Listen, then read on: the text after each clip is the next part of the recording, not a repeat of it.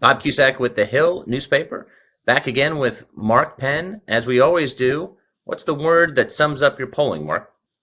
Well, I think this month it's sort of a new kind of word. I'll call it Trump Biden, uh, and and that's my word, Trump Biden, because Trump and Biden are making comebacks, as unlikely as it seemed, and I don't know whether they're going to be sustained. I don't know whether or not they're just taking advantage of the vacuum between now and the primary season, but it seems like they are, to some extent, consolidating, their leads, and we may wind up with what America doesn't want: the rematch of the century. That's true, and we'll get into some more data on that on a potential third party challenge. But the banking crisis, the White House has obviously been very focused on that. But your polling shows that a lot of people are not really bothered by that. It's not like it's inflation, which obviously is a top issue in the country right now. Well, not a lot of depression babies in the electorate right now. Basically, they're used to, going to their cash machine, pulling out their money, and don't really have many concerns that that's not going to happen. And so I was somewhat surprised that they were totally nonplussed by the banking crisis. What banking crisis? Meanwhile, Silicon Valley was flipping out and thinks there could be a disastrous number of startups rolling over and curtailing of innovation. You don't see that. The public was laser focused on inflation. That's what they see as hitting their pocketbooks. They think that their money's going to be available. They don't think much of the banking crisis. And by the way, they're perfectly fine with guaranteeing everybody's deposits. And so consequently, they think that's going to happen anyway. And Wall Street seems to be, all tied up over this crisis, but not Main Street. The Republican Party had an uptick in your poll, and we've seen that Speaker Kevin McCarthy's put Democrats on defense on a couple things, on a ESG retirement rule that Biden vetoed, the DC crime bill divided Democrats, and of course, you always want to divide the other party. But we're heading into budget season. But do you think that's an indication that the House majority has gotten off to a pretty decent start? Well, it's an indication that America was looking for divided government, and they got it. They wanted to put the brakes on all the spending. And I don't think they see Kevin McCarthy as the lightning rod that Nancy Pelosi really became. She's one of the most divisive, figures in politics. And so you see even the approval rating of Congress, went up significantly. So I think that you're seeing America satisfied a little bit more, not that the country is satisfied by any means with anything, that they've got divided government and they've got some brakes on spending. One thing that Congress is considering, just held a hearing with the top official at TikTok, is banning TikTok. Your poll shows 45% support banning it, which is pretty split. There are different categories below that 45%. What do you think about that? I mean, this is something obviously such a popular thing, especially with kids. And we've talked to some members who say that they don't allow their kids to be on TikTok. But I mean, do you think the Biden administration is going to make that big decision of banning TikTok? Will TikTok be banned? I don't think so, because they have 150 million users. And so I think they've been tied to China, and I think that a legitimate concern has been raised about what happens to the data and the information that can be garnered, though the information really amounts to, what kind of videos and film clips you like to watch. So it's not medical data by and large, though it could be. I think that banning it outright, to me, is a very, very significant step. Because if you can ban TikTok because they have a Chinese owner, well, then what would stop you from banning Twitter or Facebook or any platform that you thought had was politically unacceptable in some way? I think it's a very slippery road that hasn't been thought through entirely. And I suspect that TikTok will want to work things out on another basis here. But and yeah, and you raise some good points because unlike other situations, it doesn't seem like the, and I know maybe it's because it's somewhat classified, but it doesn't seem like the rationale for banning TikTok, other than saying national security, has been fully explained to the American public, which would make it obviously harder to ban it. Yeah, no, I mean, when you look at other things like that have been banned, like sensitive communications equipment, or you look at bans by government workers using TikTok on their government phones, it looks like the public's very comfortable with things like that. They probably would be very comfortable with banning all social media from government phones. What is a person doing with social media on a government phone in the first place? Right. So I think they're good with that. And as I say, it's a divided issue. But hey, the First Amendment is still in the corner, right? Do we live in a country where Congress can ban mass communications networks shared by 150 million people? We know they can regulate them somewhat. We know they can regulate the ownership somewhat. They could probably insist more national or U.S. ownership. But banning, mass platforms, I think, has larger implications that hasn't been thought through. And by the way, people don't think that Congress can do an effective job at regulating things like this. They don't understand technology. It moves too quickly. And so we don't have a regulatory framework in place for dealing with issues like this. Another interesting finding in the data is that 61% believe Biden should have visited East Palestine, Ohio, after the accident immediately. And he still has not. And we've talked about this, whether it's the border, if you're president of the United States, you should show up. And we've talked to Democrats from Ohio who have been basically begging Biden to go. Buttigieg, the transportation secretary, finally went, but his numbers are really bad in your poll. I mean, this seems to be a classic mishandling of the incident. Why do you think they went about it this way? Look, you can always speculate about the obvious. The obvious is, hey, we never won Ohio. We're not winning Ohio. We're not going there. Who cares? Right. Now, and one likes to think that when there's something like a train accident, it doesn't matter what state it's in, right? If that had happened in New York, do you believe Joe Biden would have been there, right? And so that would be hopefully not the case.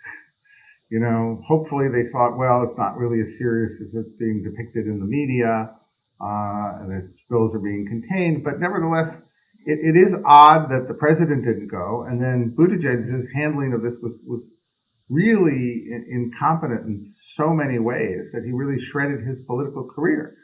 And so you kind of wonder, is it possible that they're saying that's Ohio and we're it's a double points against us, and what's the point? I mean, you just can't believe that they would actually think this way. But it is otherwise perplexing as to how they could do such a terrible job at handling that. But you think this will have lasting impact on Buttigieg's future? Obviously, ran for president, did pretty well. People didn't even know how to say his name. Parlayed that into getting this cabinet post. But you think this will hurt him going forward? Oh, I think the clip of him responding to questions about the train derailment by saying he's on personal time, I think that is devastating. Yeah.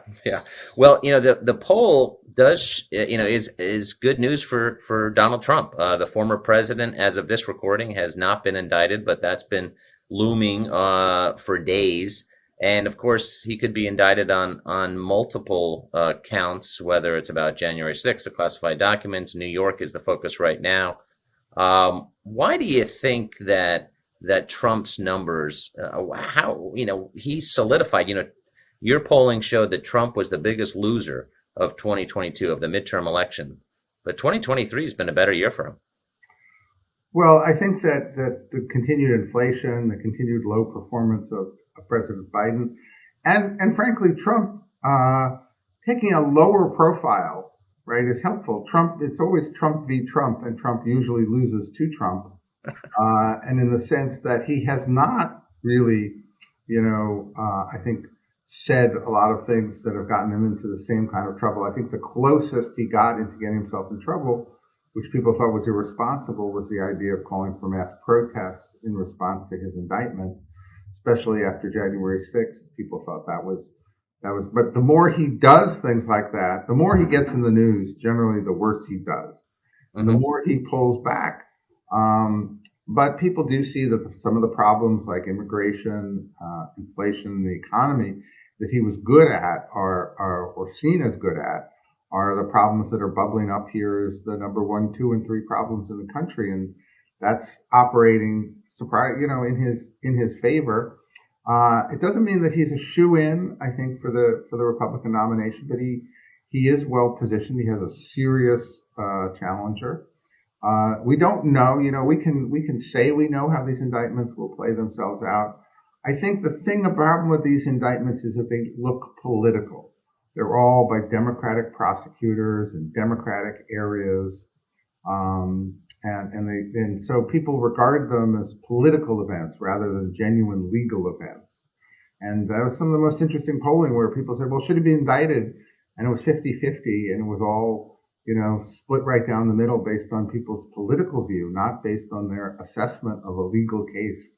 They then went on to say basically they thought he'd be acquitted and that it was a weak case, but they thought he should be indicted anyway because heck, why let's take him out. And Trump has been going after DeSantis because he's obviously the main threat. But DeSantis' numbers still are pretty solid. He's 14 points above water. Nikki Haley, 11 points, not as well known. We saw in 2015 and 2016 Jeb Bush not respond to Trump for the longest time, and it ended up hurting him. I don't think he was destined to win that year anyway.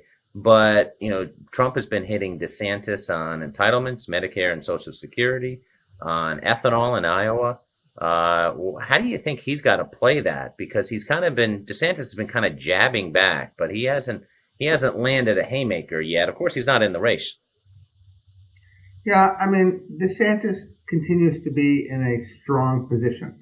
He's sort of not strengthening his position as he was in the past month after month, so he's sort of plateaued. He does have a 76% approval within Republicans. I think Trump has a 71% approval. So even though Trump is ahead by close to 10 points or 10 or more points, I think, in head to head in the Republican primary for the presidential nomination, DeSantis has a lot of potential to play itself out and match Trump here. I think he's trying to pick and choose when he comes out. Generally, you don't want to step on your own presidential announcement. You want to make that kind of an incredible lift to who you are and what you're going to do and present a vision, forward for the country. And so I think he's trying to not get ahead of himself and to save his powder for that big day. One of the themes of your new polling data is that Biden and Trump have solidified themselves. Most in the Republican Party, the data show, thinks that Trump will win. And of course, people like to back a winner. Most think if he's indicted, Trump will be acquitted. With Biden, he's also got stronger numbers. Is that because you think that Democrats are coming, as as the polling shows, that their Democrats are wary of Biden running as a second term? But do you think that some Democrats are like, all right, well, we're kind of accepting him and he's going to be the one that's going to win the nomination? I think we see that among Democrats, Biden surged, I think, about 5 points in terms of the Democratic presidential nomination. And people are coming around, well, maybe he could do it. And right now he's the only figure around which the party can consolidate. And he's got the party machinery and apparatus, basically at his command. So I was surprised, but he seems to be kind of tightening his grip on the Democratic Party. And if it's not him, it's a wide open field, completely open. Nobody has any advantage. Hillary's, and Harris are both disliked and receive barely above double digits in terms of support. So we don't know. It's like Bill Clinton in '92. You just don't know who the nominee would be. That's often a good thing. Right. Oftentimes, good nominees emerge from these wide open processes. But for now, Biden has moved himself forward from improbable nominee to almost probable nominee, and I think Trump is doing the same thing. But he does. But the big difference is, while Biden has no apparent challenger, Trump has a very significant challenger. And, as far as Biden winning, and I remember before the 2020 election, you said that Trump's numbers, he was still stuck in low to mid 40s, and that was going to be tough for him to win, and he didn't win. It was close, but Biden won. Biden's numbers in the low 40s. Can he win at those numbers? Yeah, if you really have to be up against Barry Goldwater to win with low 40s numbers, right? Basically, you just think through the math. You need 47, 48% to win. People are generally reluctant to vote for you if they don't think you're doing a good job. Why do they want to keep you in office?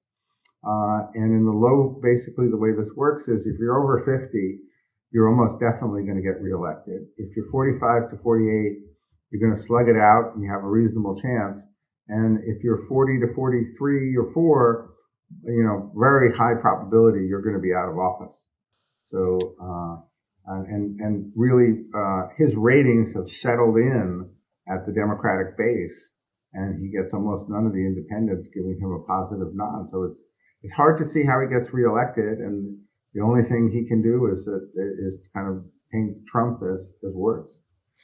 Just a couple of foreign policy questions. What was your takeaway on China? You had some questions on there, as well as support for Ukraine. Recently, DeSantis got a little flack from some Republicans saying that that's a territorial dispute, and then he kind of backtracked a little bit. What's the public mood on China and Ukraine? Yeah, I'm surprised at the wave of anti-China sentiment here. I think it's very strong.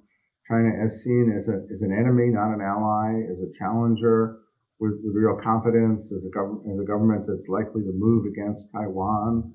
I don't think that Chinese government, boy, they need an image campaign in America, uh, because I think their image is really sunk here, and compared to back when Nixon opened China, and I think during the interim period there was more of a welcoming kind of, I think, deep and growing suspicion among the American public of China, and it's playing footsie with Russia sure isn't helping its image here in America. And so that's China. On the Ukraine, the public remains generally supportive of the Ukraine. And I think DeSantis sees himself as, wow, I've got to get some Trump voters. So I'm going to be more isolationist. I'm going to be more culturally conservative. I think he makes a mistake in doing any of those things. I think that he should be who he is, and he should basically rely on competence to get him across. That he's got the experience of a governor. He dealt with a pandemic. He dealt with hurricanes. He's kept taxes low. He should just, say that he can do all the things that the public really wants and not try to take these ideological swipes that I think get him into more trouble than it's worth. I mean, Republicans are more hesitant about the Ukraine. Generally, the Democratic electorate is like all in. The public approves of the expenditure so far. They do believe that it puts Russia and Putin at bay by tying them up in a war that they can't win either.